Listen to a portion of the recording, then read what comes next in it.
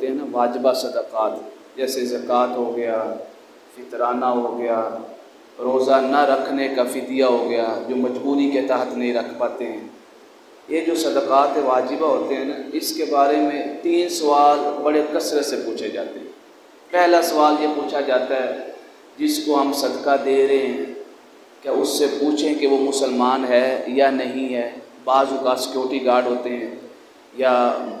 کارخانوں کے اندر دکانوں میں کام کرنے والے ہوتے ہیں، ان کے بارے میں تھوڑا سا لوگوں کے ذہنوں میں شک پیدا ہو جاتا ہے کہ یہ کوئی غیر مسلم نہ ہو یا اس طرح۔ کبھی بھی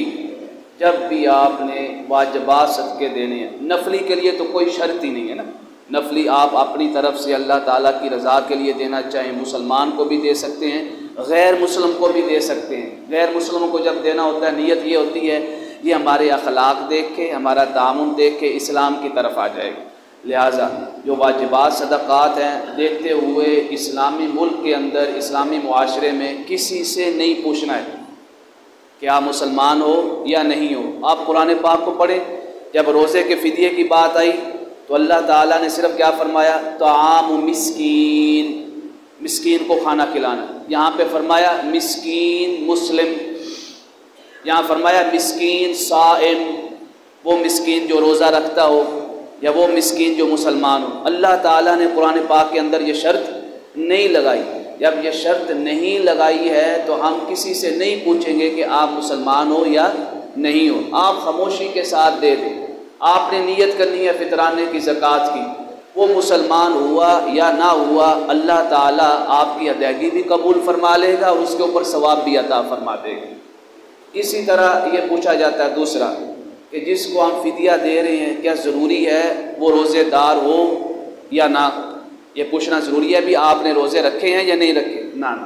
یہ بھی آپ نہ پوچھیں۔ ایک صاحب عمل شخص کو، نیک صالح شخص کو، روزہ رکھنے والے شخص کو دینا باعث ثواب ہے، زیادہ باعث ثواب ہے، لیکن جو فرض کا ثواب ہے وہ اگر آپ پوچھے بغیر، یہ سوال کیے بغیر کہ آپ نے روزے رکھے یا نہیں رکھے، یا آپ روزے رکھ رہے ہیں یا نہیں رکھ رہے ہیں، یہ پوچھے بغیر بھی آپ دیں گے پورا ثواب ملے گا، ثواب کے اندر کوئی کمی وغیرہ نہیں ہوگی۔ جیسے قرآن پاک نے فرمایا، آپ زکوٰۃ کی آیت پڑھیں نا، انما الصدقات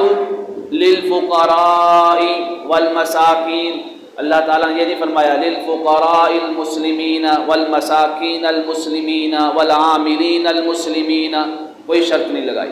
یہ شرط ہم نے کیسے لگائی آپ پوچھ سکتے ہو کہ زکوٰۃ دینی ہے تو مسلمان کو دینی ہے، تو پھر آپ کہاں سے یہ شرط لے آئے جب قرآن پاک نے نہیں لگائی؟ قرآن پاک کی اسی آیت کے اندر ایک لفظ آیا ہے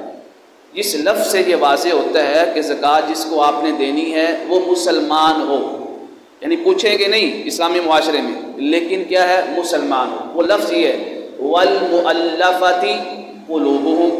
والمؤلفۃ قلوبہم کا معنی یہ ہے غیر مسلم کو زکوٰۃ دینا، اور غیر مسلم شخص وہ جس کو آپ زکوٰۃ دیں گے اس کے بارے میں نیت یہ کرنی ہے ہم اس کے ساتھ تعامل کر رہے ہیں، ہم اس کے اخلاق دیکھ رہے ہیں، معاملات دیکھ رہے ہیں، ہو سکتا ہے یہ اسلام کی طرف آ جائے۔ اس نیت سے اللہ تعالیٰ نے فرمایا ان کی دل جوئی کرنے کے لیے بھی ان کو زکوٰۃ دے۔ یہ جو لفظ ہے نا اس نے باقی لفظوں کو الگ کر دیا۔ اس لفظ نے ہمیں بتایا ہے کہ یہ جو باقی فقراء، مساکین، عاملین کی بات ہو رہی ہے وہ مسلمانوں کی بات ہو رہی ہے۔ اگر نارمل جنرلی طور پہ بات ہوتی تو یہ لفظ نہ آتا، یہ شرط نہ لگائی جاتی۔ ایک دوسرا سوال یہ بھی نہیں پوچھنا۔ تیسرا لوگ وہ کہتے ہیں ہم دیکھیں کہ جس شخص کو ہم فطرانہ دے رہے ہیں، زکوٰۃ دے رہے ہیں، یہ کہیں غیر یا ناجائز کاموں کے اندر تو نہیں پیسہ لگا دے گا؟ اگر تو آپ کو پتہ ہے پھر تو آپ نہ دیں۔ اگر آپ کو پتہ ہے میں پیسے دوں گا یہ ساری چرسی پی جائے گا یا سارا جوئے کے اندر لگا دے گا، پھر تو آپ نہ دینا ہی افضل ہے، بلکہ اس کو نہ دینا نیکی ہے۔ ہاں اس کی اس طرح آپ مدد کر سکتے ہیں، کوئی شے اس کی ضروریات کی خرید کے دے دیں تاکہ یہ پیسہ ضائع نہ کر دے، اس طرح دے دیں، لیکن یہ پوچھنا ضروری نہیں ہے اس شخص کے لیے جس کے بارے میں ہمیں معلوم نہیں ہے کہ یہ کیسا بندہ ہے۔ آپ خاموشی کے ساتھ دے دیں، آپ نے صرف نیت کرنی ہے۔ اسی طرح یہ سوال پوچھا جاتا ہے کہ جس کو ہم دے رہے ہیں کیا اس کو بتانا یہ ضروری ہے کہ یہ فطرانے کے پیسے ہیں، یہ زکوٰۃ کے پیسے ہیں، یہ روزے کے فدیے کے پیسے ہیں؟ اس کو بتانا بھی ضروری نہیں ہے۔ اللہ تعالیٰ نے ہر ایک کی عزت نفس کو محفوظ رکھا ہے، ہر ایک کی سیلف ریسپیکٹڈ کو محفوظ رکھا ہے کہ اس کی عزت، جب آپ بتائیں گے یار میں آپ کو زکوٰۃ کے پیسے دے رہا ہوں، عزت نفس مجروح ہوگی یا نہیں ہوگی کہ یار یہ مجھے زکوٰۃ کے پیسے کہہ کے دے رہے ہیں؟ آپ بتا رہے جی میں آپ کو فطرانے کے پیسے دے رہا ہوں، آپ اس طرح نکالیں، نیت کریں، آپ کو معلوم ہے یہ مستحق ہے، ایسے ہاتھ میں پکڑا دعا کریں، بس اتنا جملہ اتنا لفظ کافی ہے، بتانا اس کو ضروری نہیں ہے، صرف آپ کی نیت کرنا ضروری۔ ہاں اگر ایسا شخص ہے جس نے آپ کو منع کیا ہوا، آپ اس کی ہیلپ کرتے رہتے ہیں، اس نے آپ کو منع کیا ہوا ہے کہ شاہ جی آپ نے مجھے نا زکوٰۃ کے پیسے نہیں دینے، ٹھیک ہے، فطرانے کے پیسے نہیں دینے، ہاں جو آپ اپنی مرضی سے دینا چاہیں وہ دے سکتے، اس کو آپ اس کے ساتھ ڈسکس کر سکتے ہیں، تاکہ کیونکہ اس نے آپ کو منع کیا ہوا کہ زکوٰۃ وغیرہ کے فطرانے کے پیسے نہیں، اس سے آپ ڈسکس کر لیں۔ اس صورت میں جب آپ دیکھیں کہ اس کے پاس اور بھی چوائسز ہیں،